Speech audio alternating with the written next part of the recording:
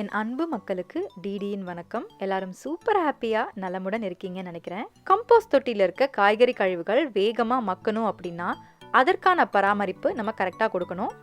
ஒரு சில நேரங்களில் அதற்கான டைம் கிடைக்கல அப்படின்னா இந்த வீடியோவில் சொல்ல போகிற கம்போஸ்ட் ஆக்டிவேட்டர்ஸை நம்ம பயன்படுத்தலாம். கம்போஸ்ட் ஆக்டிவேட்டர்ஸை கம்போஸ்ட் பின் ஆரம்பிக்கும் போதும் பயன்படுத்தலாம். கம்போஸ்டிங் நடந்துட்டு இருக்கு ஆனால் ஸ்லோவாக இருக்கு அப்படின்னு நீங்கள் ஃபீல் பண்ணால் கூட இதை தாராளமாக பயன்படுத்தலாம். இந்த கம்போஸ்ட் ஆக்டிவேட்டரை பயன்படுத்துறதுனால காய்கறி கழிவுகள் சீக்கிரமாக மக்கிடும். கம்போஸ்ட் ரெடியாக டைம் எடுக்குதுங்க அப்படின்னு சொல்கிறவங்களுக்கு இது ஒரு பெரிய வரப்பிரசாதம். என்னோட கம்போஸ்ட் தொட்டியில் கம்போஸ்ட் ஆக்டிவேட்டரை பயன்படுத்திட்டு எந்த கம்போஸ்ட் ஆக்டிவேட்டரை எப்போ பயன்படுத்தினேன் அப்படின்ற டீட்டெயிலும் இந்த டேக்ல எழுதி வச்சிருக்கேன்.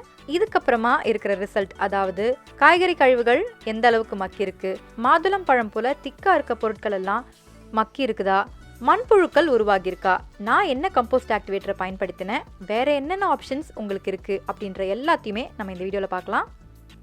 முதல் டிப் என்ன அப்படின்னா, கம்போஸ்ட்டை திறந்து பார்த்ததுமே அதை கிளறி விடுறதுக்கு முன்னாடியே தொட்டியில் இருக்க பொருட்களோட ஹைட்டை பாருங்க. அது நல்லா இறங்கியிருக்கு அப்படின்னா அதில் இருக்க பொருட்கள் நல்லாவே மக்கியிருக்கு அப்படின்னு தெரிஞ்சுக்கலாம். இந்த தொட்டி முழுவதும் ஃபில் பண்ணியிருந்தேன் இது வரைக்கும். இப்போ பார்த்தீங்கன்னா எவ்வளோ கீழே இறங்கியிருக்கு பாருங்க. என் தோட்டத்தில் இருக்க அணில் வால்நட்டை எதுக்குள்ளே சேமித்து வச்சுருக்கு பாருங்களேன். இந்த கம்போஸ்ட் தொட்டியை பொறுத்த வரைக்கும் ஒரு சில காய்கறி கழிவுகள் பெருசாகவே இருந்தாலும் பரவாயில்ல அப்படின்னு சொல்லி அப்படியே போட்டிருந்தேன். உதாரணத்துக்கு பார்த்தீங்கன்னா வீணாகிய முழு வெங்காயம், முட்டைத்தோள்களை பொதுவாக பொடிச்சு போடுவேன். இந்த முறை ஒரு சில முட்டைத்தோள்களை கொஞ்சம் அப்படியே போட்டு விட்டுருக்கேன். சீசன் முடிஞ்சதும் செடிகளோட தண்டுகள் இருக்கும் இல்லையா, அதையும் அப்படியே போட்டிருந்தேன். இப்போ அதை உடச்சி விட்டுட்ருக்கேன் பாருங்கள்.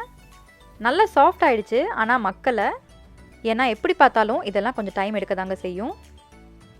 வீணாகிய முழு வெங்காயத்தை எப்போ கம்போஸ்ட் தொட்டியில் போட்டாலும் அது மக்கும் அப்படின்னு எதிர்பார்த்து போட்டால் பார்த்தா வேர் விட்டு நல்லா முளைச்சிருக்கும்.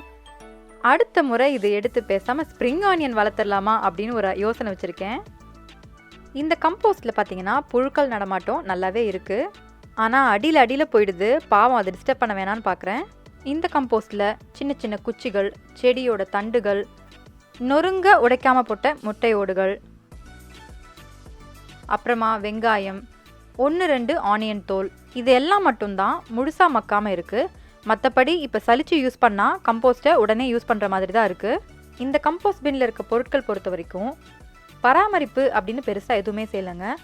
கம்போஸ்ட் ஆக்டிவேட்டர் போட்டு 1 மாதம் அப்படியே விட்டுட்டேன். இந்த கம்போஸ்ட் சீக்கிரம் ரெடி ஆகிறதுக்கான கம்போஸ்ட் ஆக்டிவேட்டரை எப்படி செய்கிறதுன்னு பார்க்கலாம். இது கோழியோட உரம், அதாவது சிக்கன் மேன்யூர் பெல்லட்ஸ் ஃபார்மில் இருக்குது. சிக்கன் மேன்யூர் எவ்வளோ எடுத்துக்கலாம் அப்படின்ற அளவு பார்க்கலாம். நான் வச்சிருந்த தொட்டி சைஸ்க்கு பார்த்தீங்கன்னா இவ்வளோ தான் எடுத்துக்கிட்டேன். சிக்கன் மேன்யூரோட நைட்ரஜன் காம்போசிஷன் பார்த்தீங்கன்னா ரொம்ப அதிகம், அதனால் குறைவாக எடுத்தாலே போதுமானது. இந்த சைஸ் கம்போஸ்ட் தொட்டிக்கு இது போதும். ஒருவேளை உங்களோட கம்போஸ்ட் தொட்டி பெருசாக இருந்தது அப்படின்னா அளவுகளை அதுக்கேற்ற மாதிரி டபுள் பண்ணிக்கோங்க. ஒரு சிலருக்கு சிக்கன் மேன்யூர் கிடைக்காது அப்படின்னா இருக்கவே நன்கு மக்கிய மாட்டு உரம். இது மாதிரி ஆடுகள் முயல்களோட கழிவுகள்லேருந்து வர உரத்தையும் இந்த மாதிரி கம்போஸ்ட் ஆக்டிவேட்டராக தாராளமாக பயன்படுத்தலாங்க. முக்கியமான ஒரு பாயிண்ட்டை பார்த்துக்கலாம். இதுவரை பார்த்த கம்போஸ்ட் ஆக்டிவேட்டர் எல்லாமே நன்கு மக்கியதாக எடுத்துக்கோங்க. ஃப்ரெஷ்ஷாக இருக்கிறதுலேருந்து நிறைய ஸ்மெல் வரும். அது மட்டும் இல்லாமல் அவ்வளோ எளிதில் எல்லாருக்கும் கிடைக்காது. நன்கு மக்கிய மாட்டு உரம் எடுத்துக்கிட்டிங்கன்னா இந்த வீடியோவில் பார்த்த கம்போஸ்ட் பின் சைஸுக்கு ஒரு கைப்பிடி இருந்தால் போதுங்க. இப்போ நாம் பார்த்த எல்லா கம்போஸ்ட் ஆக்டிவேட்டர்லேயுமே நைட்ரஜன் அதிகமாக இருக்குது. அதனால் முதல் முறை செய்யும் போது அளவாக எடுத்து செஞ்சு பாருங்கள், எப்படி இருக்குன்னு பார்த்துட்டு போக போக தேவைப்பட்டால் நீங்கள் அதிகப்படுத்திக்கலாம். இது கரையிற அளவுக்கு தண்ணி இருந்தால் போதும், ஏன்னா கம்போஸ்ட் பின்னில் நிறைய தண்ணியும் ஊற்றக்கூடாது. கம்போஸ்ட் ஆக்டிவேட்டர் தண்ணியில் நல்லா கலந்துட்ட பிறகு கம்போஸ்ட் மேலே இருக்க பொருட்களை கொஞ்சம் நவுத்தி விட்டுட்டு கம்போஸ்ட் தொட்டியில் ஊற்றிட்டு நல்லா மிக்ஸ் பண்ணி விட்டுருலாங்க. இப்போ நம்ம பார்த்த ஏதாவது ஒரு கம்போஸ்ட் ஆக்டிவேட்டரை பயன்படுத்தினாலே போதும். கம்போஸ்ட் ஆக்டிவேட்டர் கம்போஸ்ட்டை சீக்கிரமாக ரெடி பண்ணி கொடுத்துடும். இப்போ இருக்கிற ஸ்டேஜில் உங்கள் கம்போஸ்ட்டும் இருந்தது அப்படின்னா இதை சலிச்சு உரமாக நீங்கள் உடனே கம்போஸ்ட்டை பயன்படுத்தலாம். இல்லைனா அப்படியே இன்னும் கொஞ்ச நாள் கம்போஸ்ட் பின்னில் விட்டுருங்க. இதோ பாருங்கள், இது என்னோட லேசி கம்போஸ்ட் பின். இதுக்கு ஏன் நான் லேசி கம்போஸ்ட் பின் வச்சுருக்கேன் அப்படின்னா பராமரிப்பே தேவைப்படாது. எக்கச்சக்கமான மண்புழுக்களை அட்ராக்ட் பண்ணும். ஒரு சிலர் மேகட்ஸ் வருது, பூச்சி வருது அப்படின்னு சொல்கிறீங்கல்ல, இதில் அந்த மாதிரி எந்த ப்ராப்ளமே வராது. கம்போஸ்ட் செய்கிற மெத்தடும் கொஞ்சம் டிஃப்ரெண்ட்டாகவும் ரொம்ப ஈஸியாகவும் இருக்கும். இதற்கான வீடியோ தேவைப்பட்டுச்சுன்னா கமெண்ட்ஸில் சொல்லுங்கள். நிறைய பேருக்கு தேவைப்பட்டுச்சுன்னா உடனே அப்லோட் பண்ணிடுறேன். இந்த மாதிரி கார்டனிங் ஐடியாஸ் எனக்கு ஒர்க் அவுட் ஆகிற எல்லா விஷயத்தையும் டிடிஸ் ஆர்கானிக் வீட்டு தோட்டம் சேனல் மூலமா உங்க கூட எல்லார்கிட்டயும் ஷேர் பண்ணிக்கிறேன். ஒரு சின்ன உதவி, இந்த வீடியோவை சோஷியல் மீடியா வாட்ஸ்அப்ல ஷேர் பண்ணி விடுங்க. அதை பார்த்து ஒருத்தர் கம்போஸ் செய்ய ஆரம்பிச்சாலும் அது ரொம்ப பெரிய விஷயம். உங்க எல்லாருடைய சப்போர்ட்டுக்கும் மிக்க நன்றி.